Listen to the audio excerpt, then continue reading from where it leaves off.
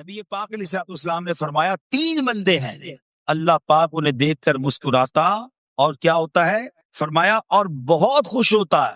اب وہ 3 بندے کون سے ہیں چیک کر لیں ہم ان میں ہیں کہ نہیں. فرمایا نمبر 1 وہ بندہ جو رات کو اٹھے بستر چھوڑے اچھی طرح وضو کرے پھر نماز پڑھنے کھڑا ہو جائے.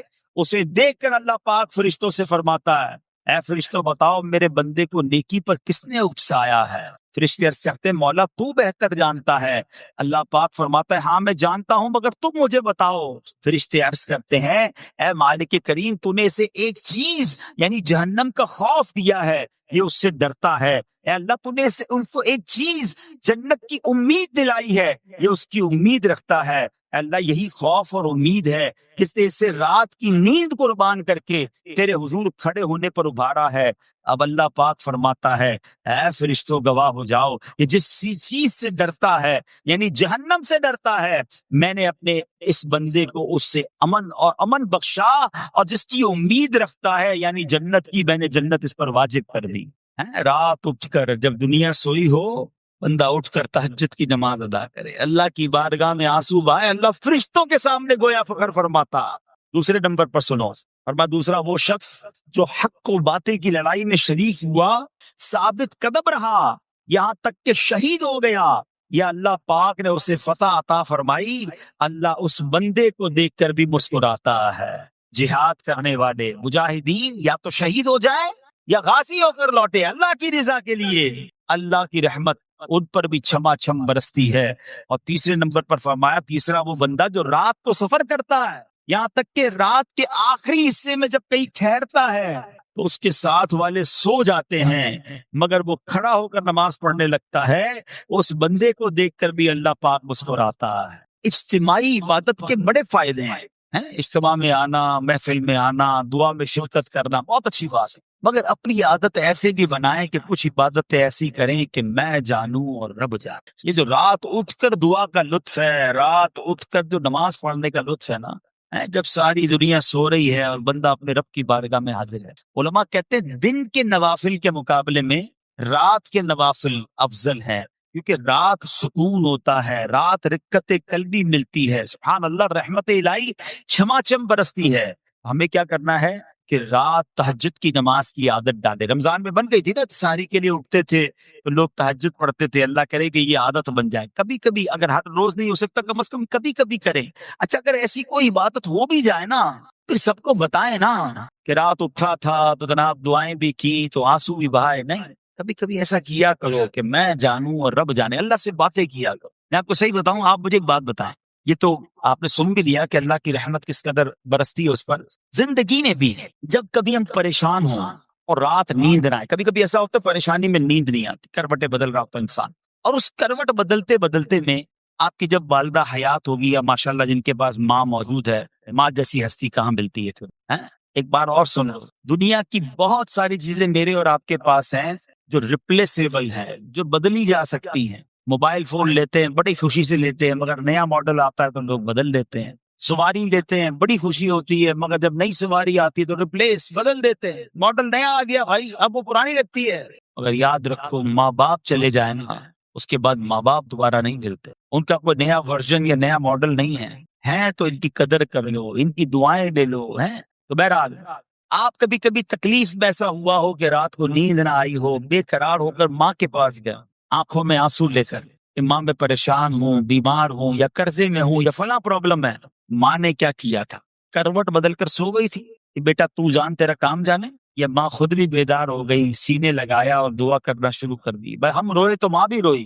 یہ ہے نا ماں میری تکلیف. ایسا لگتا ہے کہ مجھے کبھی کبھی یہ فیصلہ کرنا مشکل ہوتا تھا کہ تکلیف مجھے زیادہ ہوتی ہے میری تکلیف میں میری والدہ کو زیادہ ہوتی ہے. بیمار میں ہوں تکلیف اسے یہ رشتہ کہاں ملتا ہے. مگر مجھے ایک بات بتاؤ جب میری تکلیف پر رات نیند چھوڑ کر بستر چھوڑ کر میں ماں کے پاس گیا ماں نے سینے لگایا تو اگر میں اپنا بستر چھوڑ کر آنکھوں میں آنسو دیے میری ماں سے مجھے کہیں زیادہ پیار کرنے والے رب کی بارگاہ میں چلا گیا تو اس کی رحمت کیا مجھے مایوس کر دی. میری ماں کے دل میں جو ممتا ہے نا وہ بھی میرے رب نے ڈالی ہے. تو رب کی رحمت کتنی ہوگی. تو کبھی کبھی اللہ کی بارگاہ میں رات کے اس پہر حاضر ہوا جو پرابلم ہے آپ کی جو مشکل ہے آپ کی، آپ یقین کریں، آپ اللہ کی بارگاہ میں تہجد کے وقت رات کی آخری پہر آنسو بہائیں، دعائیں کریں، نوافل پڑھیں، پھر دیکھیں آپ کے دل کو تسلی کیسے ہوتی ہے، آپ کا ایمان تازہ ہو جائے گا، اور آپ نے دیکھا کہ ایسے وقت عبادت کرنے والوں سے رب کتنا راضی ہوتا ہے۔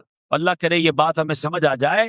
اسی طرح عظیم صحابی حضرت عبداللہ ابن مسعود رضی اللہ تعالیٰ سے روایت ہے، پیارے آقا مکی مدنی مصطفیٰ صلی اللہ تعالیٰ علیہ وسلم نے فرمایا، ایک بندہ رات کو اٹھتا ہے، اچھی طرح وضو کرتا ہے، پھر اللہ پاک کی حمد کرتا ہے، اس کی بزرگی بولتا ہے، اپنے نبی علیہ الصلوۃ والسلام پر درود پڑھتا ہے، قرآن کھول کر پڑھنا شروع کر دیتا ہے، یہ وہ بندہ ہے جسے دیکھ کر اللہ پاک مسکراتا ہے اور فرماتا ہے، دیکھو میرا بندہ عبادت کر رہا ہے جبکہ اسے میرے سوا کوئی نہیں دیکھ رہا ہے۔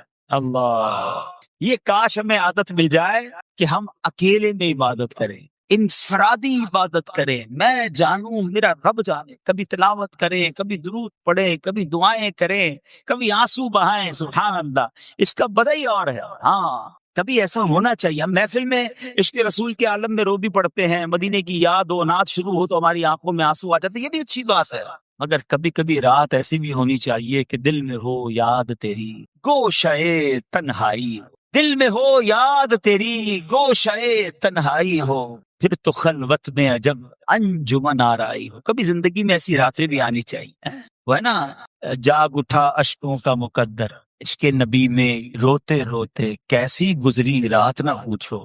کبھی کبھی ایسی رات بھی گزرنی چاہیے کہ آقا کی یاد میں آنسو بہ رہے ہوں، مدینے کی یاد میں، گھر والوں کو بھی پتہ نہ چلے، ہلکی ہلکی آواز میں کبھی نعت شریف لگا دیا کریں، کبھی مناجات لگا دیا کریں۔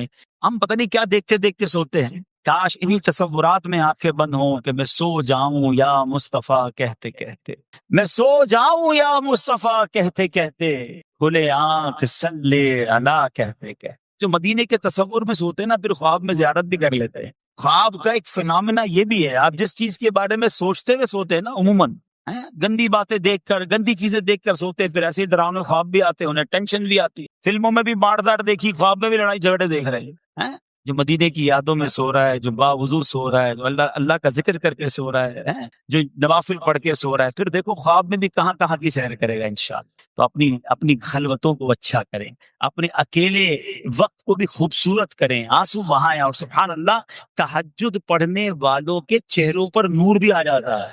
ہاں، یہ ایک الگ نعمت انہیں ملتی ہے، اللہ نصیب فرما دے۔ اچھا، ایک اور خوبصورت کام ہے، اللہ کریم جنہیں دیکھ کر مسکراتا ہے۔ فرمایا، حضرت ابو سعید خدری رضی اللہ تعالیٰ فرماتے ہیں، رسول ذیشان مکی مدنی سلطان صلی اللہ تعالیٰ علیہ وسلم نے فرمایا، 3 بندوں کو دیکھ کر اللہ پاک مسکراتا ہے۔ وہ قوم جو نماز میں صفیں سیدھی کرتی ہے، اور وہ بندہ جو اللہ پاک کی راہ میں جہاد کرتا ہے، تیسرا وہ بندہ جو رات کے اندھیرے میں عبادت کرتا ہے، انہیں دیکھ کر اللہ پاک مسکراتا ہے۔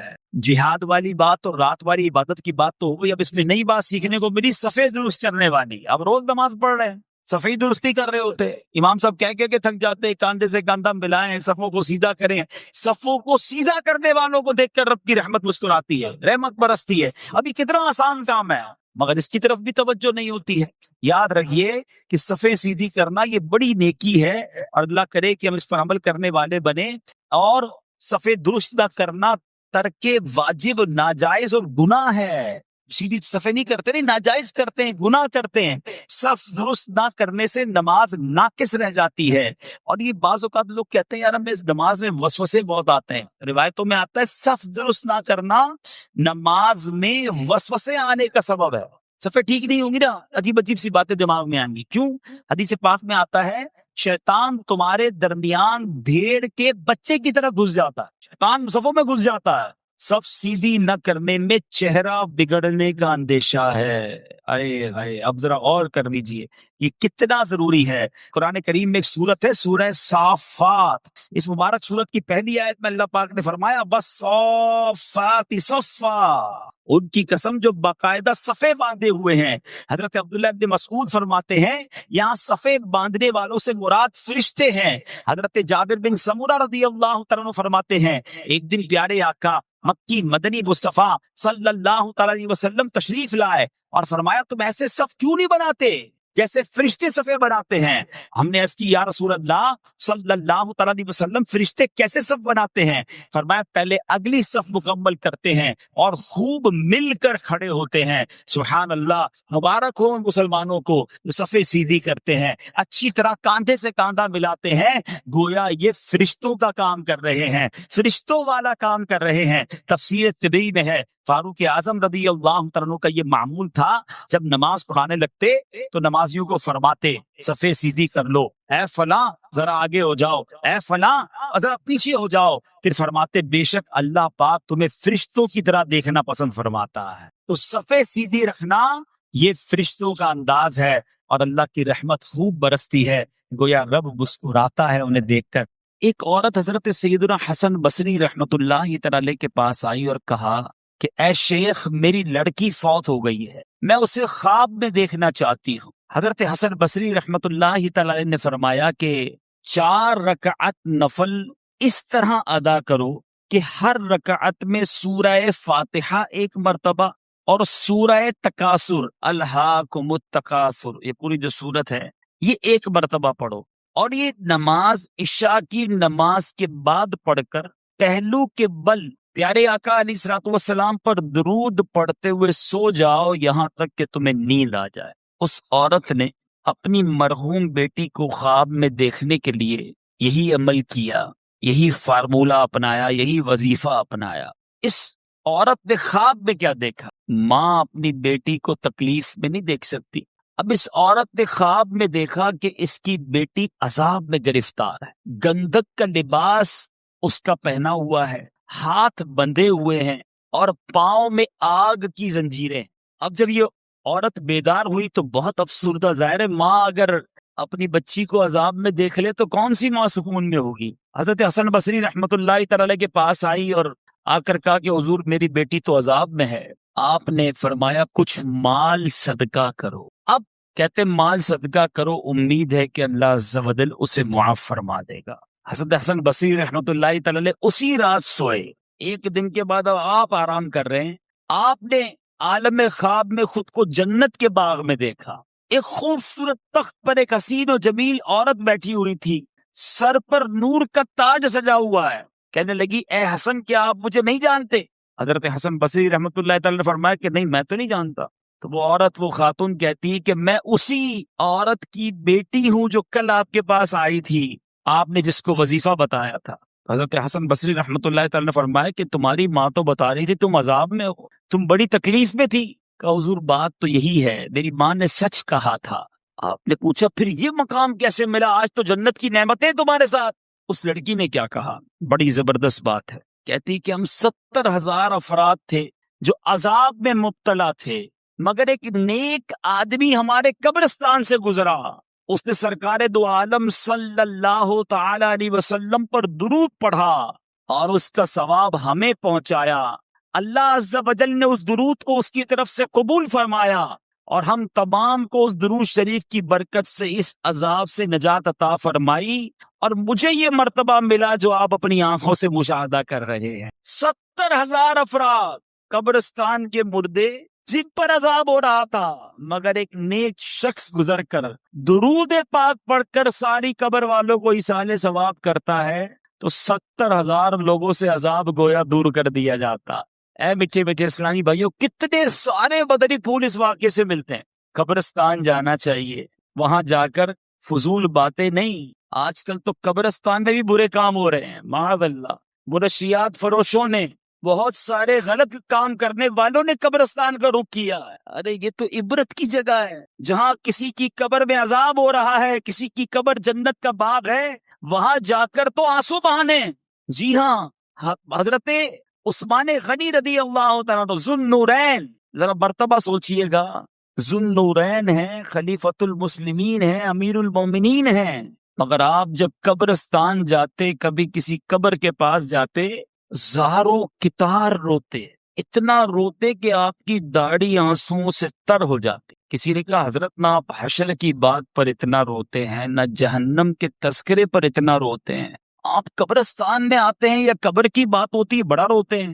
فرمایا بات یہ ہے کہ یہ قبر ہی پہلی منزل ہے، جو اس قبر میں پاس ہو گیا، اس امتحان سے پاس ہو گیا، وہ آگے بھی کامیاب ہو جائے گا۔ جو قبر میں پھنس گیا اس کی اگلی منزل بھی بڑی خطرناک ہونی ہے۔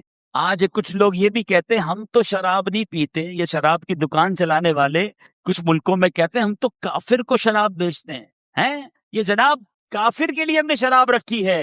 حضرت علامہ مولانا مفتی محمد امجد علی اعظمی علیہ رحمت اللہ کبھی فرماتے ہیں کہ کافر یا بچے کو شراب پلانا بھی حرام ہے، اگرچہ بطور علاج پلائے، اور گناہ اسی پلانے والے کے ذمے ہے۔ مجھے تو کبھی کبھی سمجھ نہیں آتی، اللہ کرے میں جو آج بیان کرنے جا رہا ہوں کوئی ایسا مجھے سن لے جس کے دل پر یہ چوٹ لگ جائے، جو ایئر لائن میں کام کرتے ہیں، مسلمان ہوتے ہیں مگر شراب صرف کر رہے ہوتے ہیں۔ ارے تف ہے ایسی روزی پر جو تمہیں حرام کی طرف، اللہ کے عذاب کی طرف لے جا رہی ہے، اور تم مسکرا مسکرا کر لوگوں کو شراب پیش کر رہے ہو۔ توبہ توبہ توبہ، اللہ رب العالمین کو کیا جواب دو گے؟ نہ کرے ایسا کام۔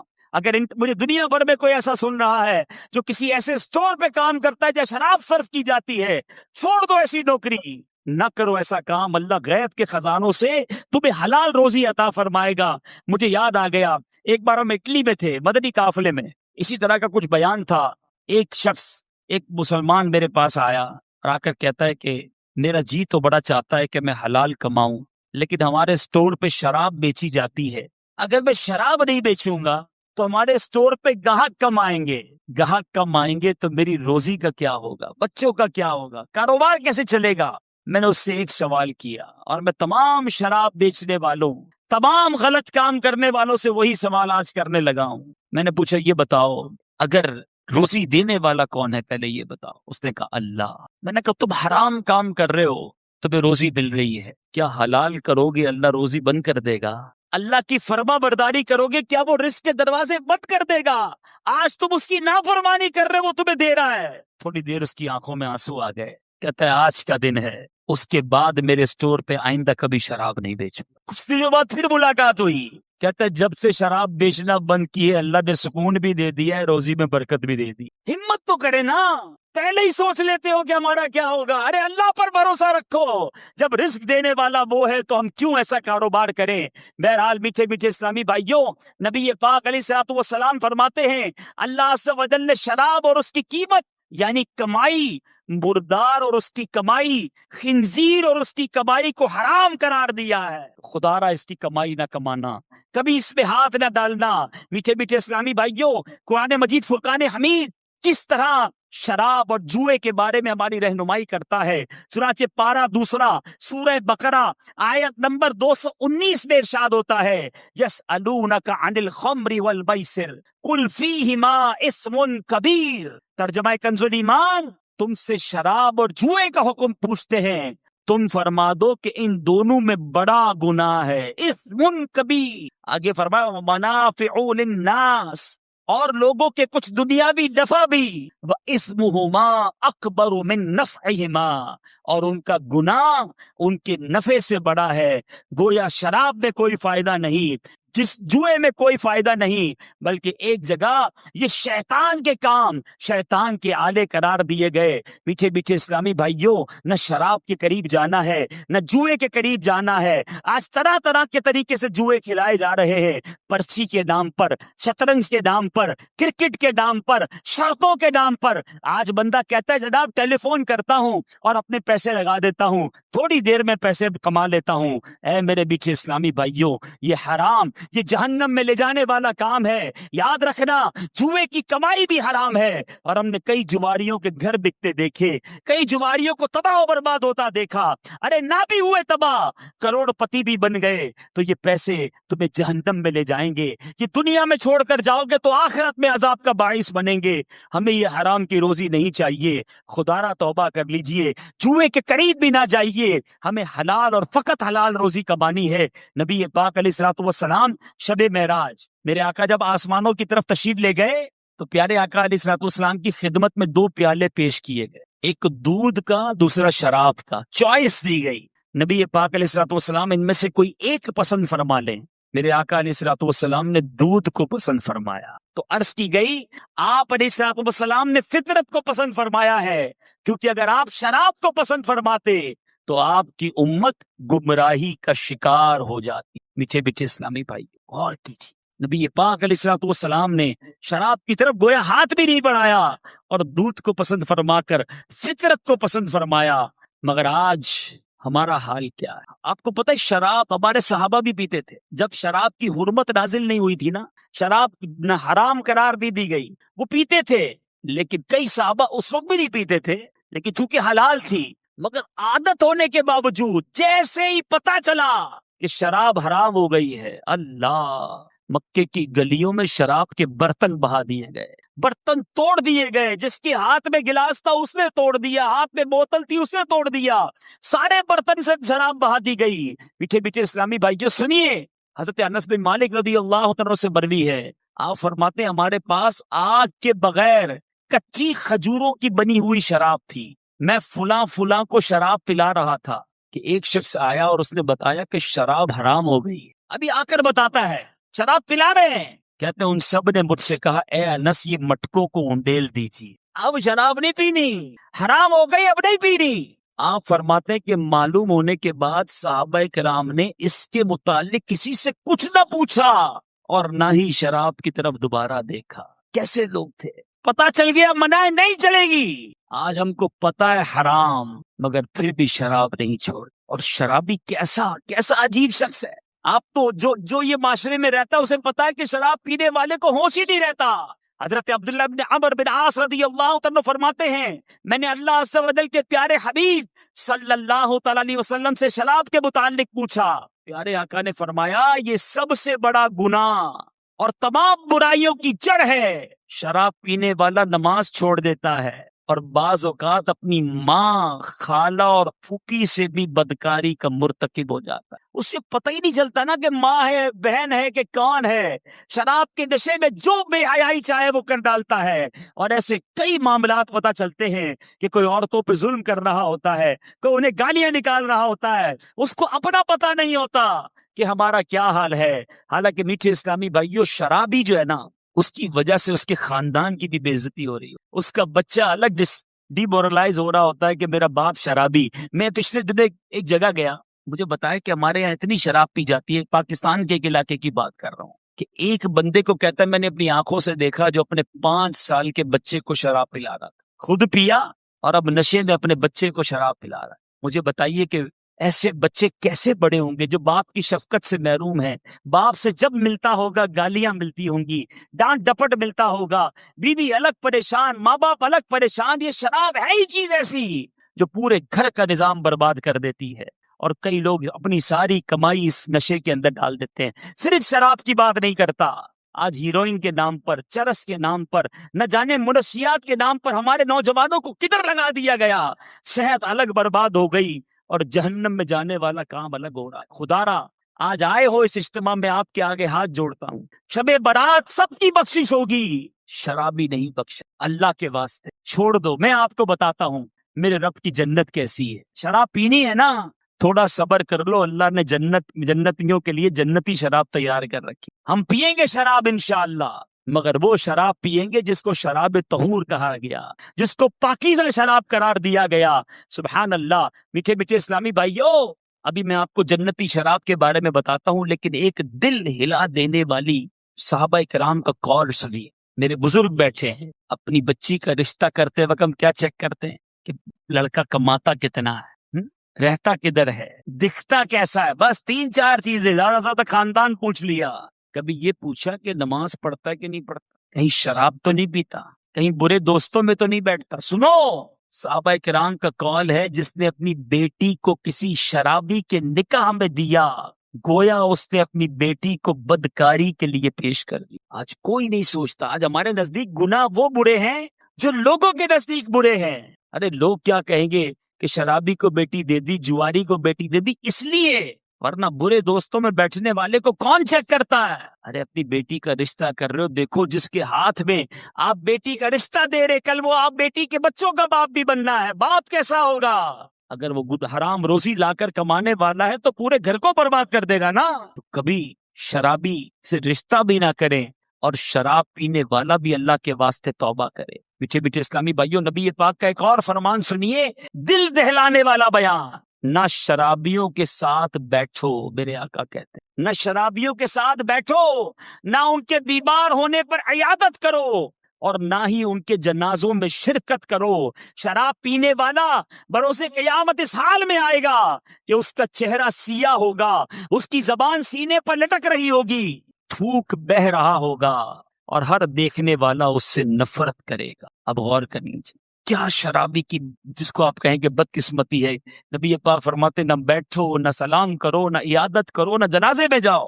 کیا ہم ایسے بنیں گے؟ نہیں، انشاءاللہ ہم رب کی رضا کے کام کرنے والے بنیں گے۔ کبھی بھی زندگی میں شراب کے قریب بھی نہیں جائیں گے۔ زور سے نیت کریں، انشاءاللہ کبھی بھی قریب نہیں جائیں گے۔ پیچھے پیچھے اسلامی بھائیو، یہاں ایک اور کام کرتے ہیں، اب شراب کے نام کو چینج کر کے عجیب عجیب نام آ گئے ہیں۔ نہیں جناب، یہ شراب نہیں تو وسکی ہے، یہ جناب برانڈن ہے، پتہ نہیں کیا کیا نام رکھے ہوئے، برانڈی ہے، شیمپین ہے، اب تو پتہ نہیں کوئی کہتے ہیں یہ سوڈا ہے۔ یاد رکھیے کہ کوئی بھی گدھے کو گھوڑا بنانے کی کوشش کرے، گدھا گدھا ہی ہوتا ہے۔ شراب کا نام تبدیل کرنے سے شراب تبدیل نہیں ہونی۔ ہاں میرے بیٹے اسلامی بھائیوں، آج سے صدیوں پہلے دیکھو میرے آقا کی غیب کی خبریں، صدیوں پہلے میرے آقا نے فرمایا میری امت کے کچھ لوگ شراب کا نام تبدیل کر کے اسے پیئیں گے۔ میرے آقا نے اس وقت فرمایا ان کے سروں پر آلات موسیقی بجائے جائیں گے، ان کے سروں پر آلات موسیقی بجائے جائیں گے، اور گانے والی لونڈیاں گائیں گی، اللہ عز و جل ان کو زمین میں دھسا دے گا اور بعض کو بندر اور خنزیر بنا دے۔ اب غور کر لیجیے، اللہ کے حبیب علیہ الصلوۃ والسلام نے کتنا پہلے میں شراب سے بچایا، کتنی باتیں ہمیں ارشاد فرما گئے، مگر آج ہم ہیں کہ عمل نہیں کرتے۔ اب آؤ میں بتاتا ہوں میرے رب کی جنت کیسی ہے، کیوں یہ گندی شراب، کیوں یہ اللہ کو ناراض کرنے والا کام کرے۔ ارے شب برات اگر بخشش ہو گئی، رب راضی ہو گیا، پھر دیکھو کیا کیا ملنا ہے۔ سبحان اللہ۔ پہلے آؤ میں آپ کو بتاؤں جنت کا موسم کیسا ہو۔ بڑی گرمی لگ رہی ہے نا، سنو میں آپ کو بتاتا ہوں، بڑے بڑے ایئر کنڈیشن میں رہنے والوں سنو، آج دنیا کے ٹھنڈے موسم کو یاد کرتے ہو کہ جناب گرمیاں ٹھنڈے علاقوں میں گزارنی چاہیے، سردیاں گرم علاقوں میں گزارنی چاہیے۔ آؤ رب کی جنت کی تیاری کرتے۔ قرآن کہتا ہے لا یرون فیہا شمسا ولا زمہریرا، ترجمہ کنز ایمان، نہ اس میں دھوپ دیکھیں گے نہ سردی دیکھیں، ٹھٹھر والی سردی بھی نہیں ہوگی، دھوپ بھی نہیں ہوگی، معتدل موسم ہوگا۔ جنت کے درخت کیسے ہوں گے؟ آؤ میں بتاتا ہوں، ترمذی کی حدیث ہے، میرے آقا علیہ الصلوۃ والسلام فرماتے ہیں جنت میں ہر درخت کا تنا سونے کا ہے، سونے کے درخت ہوں گے، اور پھل کیسے ملیں گے؟ سڑ کر نہیں توڑنے پڑیں گے۔ آج تو پھل توڑنے کے لیے کسی کو چڑھانا پڑتا ہے، آج پتھر مارتے ہو تو پھل گرتا ہے۔ سنو، قرآن کہتا ہے وَذُلِّلَتْ قُطُوفُهَا تَذْلِيلًا، ترجمہ کنز ایمان، اور اس کے گچھے جو ہوں گے جھکا کر نیچے کر دیے گئے ہوں گے۔ اس کی تفسیر میں علماء لکھتے ہیں اہل جنت جنت کے پھل بیٹھے ہوئے اور لیٹ کر کھا سکیں گے، یعنی وہ گچھے آٹومیٹکلی ان کے پاس آ جایا کریں گے۔ ایسی نعمتیں رب نے تیار کر رکھی ہیں۔ جو آج شراب پیتے ہیں، جو آج معاذ اللہ گندی شراب پیتے ہیں، میٹھے میٹھے اسلامی بھائیوں اور مدنی چینل کے ناظرین، آؤ میں آپ کو بتاتا ہوں کہ جنت کی شراب کیسی ہوگی۔ اللہ تبارک و تعالیٰ نے جنت میں نہریں بنائی، جنت میں دودھ، پانی اور شراب کی نہریں ہوں گی۔ سبحان اللہ۔ اور یہ شراب طہور، یہ پاکیزہ شراب ہوگی۔ لیکن کیا جنت میں موت بھی آئے؟ اتنی ساری نعمتیں ہیں جنت میں، لیکن نعمتوں کے بعد موت نہیں آنی۔ قرآن کہتا ہے لا یذوقون فیہا الموت الا الموتۃ الاولی، ترجمہ کنز ایمان، اس میں پہلی موت کے سوا پھر موت نہ چکھیں گے۔ ارے پھر موت بھی نہیں آنی۔ اور جنتی جتنے ہیں نا، سارے کے سارے 30 سال کے ہوں گے، بوڑھے بھی نہیں ہوں گے، جوانی کے مزے بھی ہوں گے، پھر کیوں ان برائیوں کی طرف جائیں؟ بہرحال پہلی حدیث کی طرف پھر آتا ہوں۔ اب یہ طے ہو گیا، جتنے میرے بھائی ہیں، اللہ بڑا قریب ہے۔ اگر کبھی شراب پی لی ہے یا شراب کے قریب جا چکے ہو، آج پکی سچی نیت کرنی ہے کہ مولا آج کے بعد میں شراب کے قریب بھی نہیں جاؤں گا۔ زور سے نعرہ تو لگائیں، انشاءاللہ شراب کے قریب بھی نہیں جائیں گے۔ اللہ تعالیٰ کیا معلوم آپ کی اس پکی نیت کے صدقے ہم سب کے مقدر میں جنتی شراب لکھ دے۔ انشاءاللہ وہاں جائیں گے اور شراب طہور کے مزے لوٹیں گے۔ مبارک حرم یعنی مکہ پاک اور مدینہ طیبہ، یہ وہ مبارک شہر ہیں، یہ مبارک جگہ ہے جہاں جانے کو ہر مومن، ہر مسلمان تڑپتا بھی ہے، مچلتا بھی ہے۔ کون سی ایسی آنکھ ہے جو مکہ اور مدینہ دیکھنے کو نہ تڑپتی ہو، اور کون سا ایسا دل ہے جو ان مبارک جگہوں پر جانے کو نہ تڑپتا ہو۔ الحمدللہ، اس یاد کو مزید بڑھانے کے لیے، شوق حرمین بڑھانے کے لیے، اور مدینہ پاک اور مکہ پاک کا مزید ادب دل میں بڑھ جائے، ان نیتوں کے ساتھ یاد حرمین سلسلہ لے کر حاضر ہیں۔ دنیا بھر سے حاجیوں کے قافلے سوئے حرمین رواں دواں ہیں، لاکھوں لاکھ پہنچ چکے ہوں گے، اور کئیوں نے بھی جانا ہے۔ اللہ مجھے اور آپ کو بھی یہ سفر بار بار نصیب فرمائے۔ پچھلے 2 سلسلوں میں ہم نے مکہ پاک کے فضائل، طواف کے فضائل، خاص خانہ کعبہ کی برکتیں، اور پھر حجر اسود کی تاریخ، مقام ابراہیم اور صفا اور مروہ کے بارے میں بھی شاندار باتیں سنی۔ آج سے انشاءاللہ ہم حج اور عمرے پر جانے والے عاشقان رسول کا انداز سنیں گے۔ ہم نے بھی تو سفر کرنا ہے نا، تو کیا ہی اچھا ہو کہ عاشقان رسول کے واقعات سن لیں، ان کا انداز دیکھ لیں، اور کوشش کریں کہ ان کی نقل کریں، ان کے طریقے پر، ان کے انداز پر۔ ویسا تو نہیں کر سکتے، مگر کچھ نہ کچھ نقل کرنے کی کوشش کریں۔ وہ کہتے ہیں نا، اچھوں کی نقل بھی اچھی ہوتی ہے۔ سب سے پہلے جو میں نے آپ کو روایت سنانی ہے، جو واقعہ سنانا ہے، یہ بظاہر تو درود پاک کی فضیلت کا ہے، درود پاک کی فضیلت بھی پتہ چل جائے گی، لیکن یہ بھی حج کے دوران ہونے والا ایک عظیم الشان واقعہ ہے۔ حضرت سیدنا سفیان ثوری رحمۃ اللہ تعالی فرماتے ہیں، میں نے دوران طواف ایک عاشق رسول کو ہر قدم پر حضور نبی پاک صاحب الاولاق صلی اللہ تعالی علیہ وسلم پر درود پاک پڑھتے ہوئے دیکھا۔ ہر قدم اٹھاتا اور درود پاک پڑھتا۔ تو میں نے پوچھا، بھائی سبحان اللہ، لا الہ الا اللہ کے بجائے صرف درود پاک پڑھنے میں کیا راز ہے؟ تو اس نے میرا نام دریافت کیا، پھر کہا کہ میں اپنے والد گرامی کے ساتھ حج کے لیے چلا تھا۔ یاد رہے ناظرین، پہلے کے زمانے میں جو قافلے تھے نا، وہ اونٹوں پر اور گھوڑوں پر چلتے تھے، کاروان ہوتے تھے، پیدل بھی لوگ چلتے تھے، اور طویل سفر ہوتا تھا۔ تو وہ کہتے ہیں کہ سفر کے دوران جو ہے وہ میرے والد صاحب کی طبیعت خراب ہوئی، اور ایک اور آفت یہ آئی کہ والد گرامی کا انتقال ہو۔ جب والد صاحب کا انتقال ہو گیا تو چہرہ بھی سیاہ پڑ گیا۔ قافلے والے آگے چلے گئے اور میں تنہا، اور والد صاحب کی میت میرے ساتھ تھی۔ میں بڑا غمزدہ ہوا، بہت رویا، اور میری آنکھ لگ گئی۔ جب آنکھ لگ گئی تو میں کیا دیکھتا ہوں کہ ایک بڑے نورانی چہرے والے بزرگ تشریف لائے۔ میرے والد صاحب کے چہرے پر ہاتھ پھیرا، ان کا جو پیٹ پھول گیا تھا اس پر بھی ہاتھ پھیرا، پیٹ بھی اپنی اصلی حالت میں آ گیا۔ چہرہ جو سیاہ پڑ گیا تھا 14ویں رات کے چاند کی طرح چمکنے لگا۔ وہ بزرگ جانے لگے تو میں نے انہیں روک لیا اور کہا کہ حضور، اس ویرانے میں، اس بے سر و سامانی کے عالم میں آپ نے جو میری دستگیری فرمائی ہے، اپنا تعارف تو کروائیے۔ کہ تو مجھے نہیں جانتے، میں جناب محمد عربی صلی اللہ تعالی علیہ وسلم ہوں۔ تمہارا والد بڑا گناہگار تھا، مگر یہ مجھ پر درود پاک کثرت سے پڑھتا تھا۔ سبحان اللہ۔ اور آقا فرماتے جس کا مضمون ہے کہ جو مجھ پر کثرت سے درود پاک پڑھتا ہے، میں اس کی فریاد رسی کرتا ہوں۔ پھر اس شخص نے کہا، میری آنکھ کھل گئی۔ جب میری آنکھ کھلی تو میں نے اپنے والد محترم کو دیکھا کہ ان کے چہرے پر نور ہے اور جسم بھی صحیح سلامت ہو چکا ہے۔ اللہ اکبر۔ وہ کہتا ہے، بس یہ واقعہ دیکھ کر آیا ہوں، تو اب ہر قدم پر درود ہی پڑھنا ہے۔ آقا پر درود پڑھنے سے بڑھ کر اور کیا وظیفہ ہو سکتا ہے؟ اے میرے میٹھے اسلامی بھائیوں، آپ کو بھی اور مجھے بھی چاہیے، اگر مشکلوں سے بچنا ہے، پریشانیوں سے بچنا ہے، قدم قدم پر درود پاک پڑھتے رہیں، چلتے پھرتے اٹھتے بیٹھتے درود پاک پڑھتے رہیں۔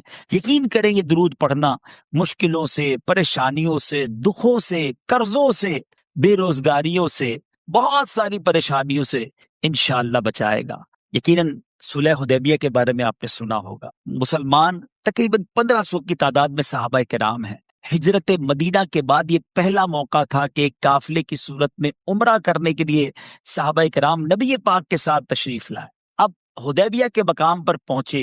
اب حدیبیہ مکہ پاک سے آج کے دور میں دیکھیں تو 100 کلومیٹر کے قریب ہے، یعنی قریب پہنچ چکے تھے۔ 1500 صحابہ احرام کی حالت میں تھے، مگر اب یہ ارادہ تھا کہ عمرہ کرنا ہے، مگر یہ بھی خوف تھا کہ کفاران مکے میں انٹر ہونے دیں گے کہ نہیں، ہمیں موقع دیں گے کہ نہیں، کیونکہ بڑی تکلیف کے ساتھ یہ صحابہ مکے سے مدینے گئے تھے۔ اب ایک سفیر بنا کر سیدنا عثمان غنی رضی اللہ تعالیٰ عنہ کو مکے بھیجا گیا کہ وہ جا کے مذاکرات کریں اور یہ طے کروا لیں، کسی طرح اجازت مل جائے کہ یہ صحابہ کرام نبی پاک کے ساتھ جو ہے وہ عمرہ کر لیں، مگر ان لوگوں نے یہ طے کیا، معاہدے میں یہ لکھوایا کہ مسلمان اس سال عمرہ نہیں کر سکیں گے، یعنی یہ جو قافلہ ہے اس کو مکے میں عمرہ کرنے کی اجازت نہیں دی جائے گی۔ مگر حضرت عثمان غنی رضی اللہ عنہ چونکہ مکے ہی گئے تھے، مکہ شریف پہنچ چکے تھے اور مذاکرات ہو رہے تھے، تو انہوں نے کہا اب آپ مکے آ گئے ہیں تو آپ طواف کر لیجئے، البتہ آپ کے قافلے والوں کو ہم طواف اور عمرے کی اجازت نہیں دیں گے۔ عثمان غنی رضی اللہ عنہ کے پاس موقع تھا، کعبہ سامنے تھا، طواف کر سکتے تھے، مگر عشق رسول نے گوارا نہ کیا کہ چلا ہوں نبی پاک علیہ الصلوۃ والسلام کے ساتھ، ان کے قافلے کا ایک فرد ہوں، تو اپنے آقا سے پہلے کیسے طواف کر لوں۔ سیدنا عثمان غنی رضی اللہ تعالیٰ عنہ نے وہ کمال کا جواب دیا جو آج بھی سنہرے حروف میں تاریخ کی کتابوں میں درج ہے۔ ناظرین، یہ دنیا بھر کے عاشقان رسول کے لیے ایک شاندار پیغام بھی ہے، ایک وے، ایک ڈائریکشن بھی ہے۔ آپ کہتے ہیں سبحان اللہ، آپ کہتے ہیں کہ میں اس وقت تک طواف نہیں کروں گا جب تک رسول خدا علیہ الصلوۃ والسلام طواف نہ کر لیں۔ آپ نے طواف نہیں کیا، آپ واپس آ گئے۔ اور ایک مزے کی بات بتاؤں، جب عثمان غنی رضی اللہ عنہ مکے گئے تھے نا، تو ادھر صحابہ کرام آپس میں گفتگو کرنے لگے کہ حضرت عثمان کتنے خوش نصیب ہیں کہ ان کو تو وہاں طواف کا موقع مل گیا ہوگا، ظاہر ہے وہ تو مکے گئے ہیں تو طواف کر کے ہی آئیں گے۔ جب یہ خبر نبی پاک علیہ الصلوۃ والسلام تک پہنچی نا، تو آقا علیہ الصلوۃ والسلام نے فرمایا مجھے امید ہے کہ عثمان میرے بغیر طواف نہیں کریں گے۔ کچھ اس طرح نبی پاک علیہ الصلوۃ والسلام نے ارشاد فرمایا۔ تو میرے بیٹے اسلامی بھائیوں، یہ بات بہت کچھ بتا گئی کہ نبی پاک کے بغیر طواف بھی نہ کیا، آقا راضی ہوں گے تو رب راضی ہو جائے گا۔ ہے ثابت ہوا کہ جملہ فرائض فرو ہے، اصل الاصول بندگی اس تاجور کی ہے۔ تو یہاں بہت سارے لوگوں کے شاید مسکنسیپشن دور ہو جائیں، غلط فہمیاں دور ہو سکتی ہیں۔ کچھ لوگ کہتے ہیں یار یہ عشق والی باتیں کہاں سے لے آتے ہو، یہ کہاں لکھی ہوئی ہے، یہ شریعت میں کہاں لکھا ہے؟ مجھے بتائیے یہ کہاں لکھا تھا کہ عثمان غنی رضی اللہ عنہ کعبہ سامنے ہے، انہوں نے طواف نہیں کیا اور کہا کہ نبی پاک کے بغیر طواف نہیں کروں گا۔ ہو سکتا ہے کسی کی عقل یہ کہے کہ موقع تھا، اللہ کا گھر سامنے تھا، جناب طواف کر لیا جاتا، مگر عشق کے فیصلے نرالے ہوتے ہیں۔ ہر چیز عقل سے نہیں تولی جاتی، ہر چیز کتابوں میں نہیں ہوتی۔ ناظرین، عشق کی باتیں بڑی نرالی ہوا کرتی ہیں، عشق خود راہ دکھاتا ہے۔ اللہ اکبر، شاعر کہتے ہیں نا، عقل کو تنقید سے فرصت کہاں، عشق پر اعمال کی بنیاد رکھ۔ اللہ کریم مجھے اور آپ کو سیدنا عثمان غنی رضی اللہ عنہ کے عشق کا ذرہ نصیب فرمائے۔ یقیناً آج کے دور میں کوئی اتنا بڑا مفتی اور عالم نہیں ہے جتنے بڑے عالم اور مفتی حضرت عثمان غنی رضی اللہ عنہ تھے، مگر ان کے دل نے یہی فتویٰ دیا کہ جناب اگر میرے آقا طواف نہیں کر سکتے، اگر صحابہ کرام اور نبی پاک کو روکا گیا ہے تو میں نے اکیلے بھی طواف نہیں کرنا ہے۔ سبحان اللہ، سبحان اللہ۔ تبھی تو مولانا حسن رضا خان صاحب لکھتے ہیں نا، اللہ سے کیا پیار ہے عثمان غنی کا، محبوب خدا یار ہے عثمان غنی کا۔ ایک مرتبہ فرمایا کہ میں بہت شرمندہ ہوں، اللہ سے کس طرح ملاقات کروں گا، افسوس اس کے پاک گھر یعنی کعبہ مشرفہ میں کبھی میں پیدل چل کر نہیں آیا۔ اس کے بعد آپ 20 مرتبہ مدینہ منورہ سے مکہ مکرمہ حج کے لیے پیدل تشریف لائے۔ ناظرین، یہ کہنا آسان ہے، آج بھی تقریباً 450 کلومیٹر کا فاصلہ ہے اگر روڈ سیدھی بنا دی گئی ہے تو، ورنہ جب یہ پہاڑ تھے، جب یہ ریگستان تھے، تو یہ سفر کیسے ہوا ہوگا پیدل؟ اور ایک بار نہیں، نبی پاک کی آل ہے، پیارے آقا کے نواسے ہیں، جنتی نوجوانوں کے سردار ہیں، مگر کعبے کا جو مقام ہے، اللہ کے گھر کی جو تعظیم ہے، جو خوف خدا کا عالم ہے، 20 بار مدینہ منورہ سے پیدل حاضر ہوئے مکہ مکرمہ حج کرنے کے لیے۔ منقول ہے کہ ایک مرتبہ آپ نے خانہ کعبہ کا طواف کیا، مقام ابراہیم پر جب 2 رکعت نماز واجب الطواف ادا کی، پھر اپنا رخسار مقام ابراہیم پر رکھ دیا اور زاروں کتار روتے ہوئے اس طرح اپنے مناجات کی کہ اے میرے رب قدیر، تیرا حقیر بندہ تیرے دروازے پر حاضر ہے، تیرا بھکاری تیرے دروازے پر حاضر ہے، تیرا مسکین بندہ تیرے دروازے پر حاضر ہے۔ انہی الفاظ کو بار بار دہراتے رہے اور روتے رہے۔ اس کے بعد مسجد الحرام سے باہر تشریف لائے تو آپ کا گزر چند مسکینوں کے پاس سے گزرا جو راستے میں بیٹھے ہوئے تھے اور صدقے کی روٹیوں کے ٹکڑے کھا رہے تھے. ان مسکینوں کو آپ نے سلام کیا. سلام کے بعد ان مسکینوں نے آپ کو دعوت دی کہ حضور ہمارے ساتھ بیٹھیے، نواسۂ رسول ہیں، جنتی نوجوانوں کے سردار ہیں، یہ وہ ہیں جن کو پیارے آقا نے کاندھے پر بٹھایا. یہ مسکینوں کے ساتھ دسترخوان پر بیٹھ گئے، روڈ کے فٹ پاتھ پر گویا وہ بیٹھے کھانا کھا رہے ہیں. آپ نے ان کی حوصلہ افزائی کی، عاجزی کا منظر دیکھیے کہ ان کے ساتھ بیٹھ گئے. فرمایا اگر یہ روٹیوں کے ٹکڑے صدقے کے نہ ہوتے تو میں آپ کے ساتھ ضرور کھانا کھاتا. آل رسول تھے نا، آل رسول کو صدقہ کھانا جائز نہیں تھا. اس کے بعد آپ ان مسکینوں کو اپنی قیام گاہ پر لے آئے، ایسے نہیں چھوڑ کر چلے گئے، اور سب کو عمدہ کھانا کھلایا، اور رخصت ہوتے وقت سب کو درہم بھی عنایت فرما. کیا بات ہے، نبی پاک کی تربیت کا کیا شاہکار تھے یہ لوگ. ذرا غور کیجئے، یہاں دو باتیں بڑی خوبصورت سیکھنے کو مل رہی ہیں اس واقعے سے.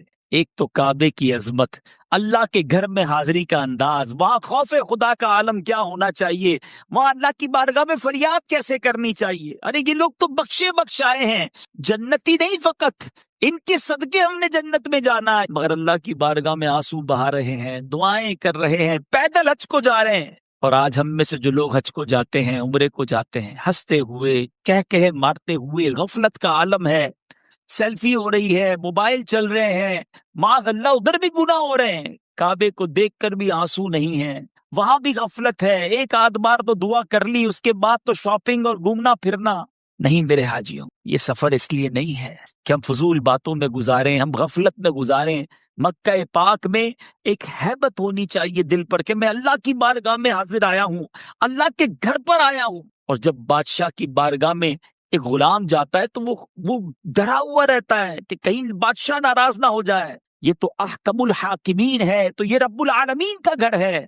ادھر تو دل پر ایک کیفیت ہونی چاہیے، آنسو ہونے چاہیے، التجائیں ہونی چاہیے. خدارا ان واقعات کو سن کر اپنے اندر اس رقت کو پیدا کیجئے، اور پھر سبحان اللہ، اتنا بڑا مرتبہ ہے. اور مسکینوں کے ساتھ بیٹھ جانا، ان کے ساتھ کھانا کھانا، ان کو گھر لے آنا. آج ہمارا کیا حال ہوتا ہے؟ کیا ہم غریبوں کے ساتھ ایسا برتاؤ رکھتے ہیں؟ کیا ہم غریب لوگوں کے ساتھ بیٹھنا پسند کرتے ہیں؟ سیکھنا ہے مجھے اور آپ کو اہل بیت اطہار سے. جبھی تو جناب سیدی اعلیٰ حضرت لکھتے ہیں نا، وہ حسن مجتبی سید الاسخیاء راکب دوش عزت پہ لاکھوں سلام. ایک پرہیزگار شخص کا بیان ہے، میں مسلسل 3 سال سے حج کی دعا کر رہا تھا لیکن میری حسرت پوری نہ ہوئی. چوتھے سال حج کا موسم بہار تھا اور دل آرزو حرم میں بے قرار تھا. ایک رات جب میں سویا تو میری سوئی ہوئی قسمت انگڑائی لے کر جاگ اٹھی. الحمدللہ خواب میں نبی پاک علیہ الصلوۃ والسلام کی زیارت سے میں مشرف ہوا. میرے آقا نے ارشاد فرمایا تم اس سال حج کو چلے آنا. میری آنکھ کھلی تو خوشی سے دل جھوم رہا تھا کہ پیارے آقا علیہ الصلوۃ والسلام نے فرمایا ہے کہ تم اس سال حج کے لیے چلے جانا. بار بار یہ آواز میرے کانوں میں رس گھول رہی تھی. اچانک یاد آیا کہ میرے پاس تو زیادہ سفر ہی نہیں ہے، میرے پاس تو مال نہیں ہے، سفر کے لیے کاغذات اور تمام چیزیں نہیں ہیں، میں کیسے جاؤں گا. دوسری رات پھر نبی پاک علیہ الصلوۃ والسلام خواب میں تشریف لائے لیکن میں اپنی غربت کا ذکر نہ کر سکا. پیارے آقا علیہ الصلوۃ والسلام نے پھر فرمایا اس سال حج کو چلے آنا. تیسری رات اب نبی پاک خواب میں آئے، پھر فرمایا تم اسی سال حج کو چلے جانا. میں سنتا رہا مگر ہمت نہ ہوئی. اب چوتھی بار میں نے سوچا کہ اب پیارے آقا تشریف لائیں گے نا خواب میں تو میں عرض کر دوں گا حضور میں کیسے آؤں، میرے پاس تو کچھ بھی نہیں ہے. آہا پلے زر نہیں، رختے سفر سرور نہیں، تم بلا لو، تم بلانے پر ہو قادر یا نبی. اب چوتھی رات نبی پاک علیہ الصلوۃ والسلام خواب میں تشریف لائے، فرمایا تم اس سال حج کو چلے جانا. میں نے دست بستہ عرض کی حضور میرے پاس تو اخراجات نہیں ہیں. ارشاد فرمایا اپنے مکان میں فلاں جگہ کو کھودو، وہاں تمہارے دادا کی زرہ موجود ہے. دادا کا وہ ایک لباس، جنگی لباس تھا، وہ موجود ہے. اتنا فرما کر میرے آقا علیہ الصلوۃ والسلام تو تشریف لے گئے. میری آنکھ کھلی، میں نے جو جگہ نبی پاک نے خواب میں بتائی تھی اس جگہ کو کھودا تو میرے دادا جان کی قیمتی زرہ وہاں سے نکلی، بالکل صاف ستھری تھی، گویا کسی نے استعمال ہی نہ کی ہو. میں نے اسے 4000 دینار میں بیچا، اللہ کا شکر ادا کیا. پیارے آقا علیہ الصلوۃ والسلام کی نظر عنایت سے اسباب حج کا خود ہی انتظام ہو. تو کیا پتا چلا ناظرین، تڑپ سچی ہونی چاہیے، التجا ہونی چاہیے، آنکھوں میں آنسو ہونے چاہیے، یاد حرمین ہونا چاہیے. اللہ کی بارگاہ میں دعائیں ہونی چاہیے، نبی پاک علیہ الصلوۃ والسلام کی بارگاہ میں التجائیں ہونی چاہیے۔ جب کرم ہوگا نا تو حالات ایسے بدلیں گے کہ بندہ دیکھتے ہی دیکھتے سمجھ بھی نہیں آتی اور کیسے پہنچ جاتا ہے۔ تو جس کو بلاوا آتا ہے اس پر کیسا کرم ہوتا ہے۔ حضرت سیدنا علی بن موفق رحمت اللہ تعالی فرماتے ہیں، میں نے حج کی سعادت حاصل کی، کعبہ مشرفہ کا طواف کیا، حجر اسود کا بوسہ لیا، 2 رکعت نماز طواف پڑھی اور کعبہ شریف کی دیوار کے ساتھ بیٹھ کر رونے لگا اور بارگاہ الہی میں عرض کی، یا اللہ میں نے تیرے پاک گھر کے گرد نہ جانے کتنے چکر لگائے مگر میں نہیں جانتا کہ قبول ہوئے یا نہیں۔ پھر مجھ پر غنودگی طاری ہو گئی، میں نے ایک غیبی آواز سنی، اے علی بن موفق، ہم نے تیری بات سن لی ہے، کیا تو اپنے گھر میں صرف اسی کو نہیں بلاتا جس سے تو محبت کرتا ہے؟ اللہ اکبر، اللہ اکبر۔ ناظرین یہ جملہ پھر سنیے گا، غیب سے آواز کیا آئی؟ اے علی، ہم نے تیری بات سن لی ہے، کیا تو اپنے گھر میں صرف اسی کو نہیں بلاتا جس سے تو محبت کرتا ہے؟ گویا بلایا اسے جاتا ہے جس پر کرم کیا جاتا، جس سے محبت کی جاتی ہے، جسے مہمان بنایا جاتا ہے۔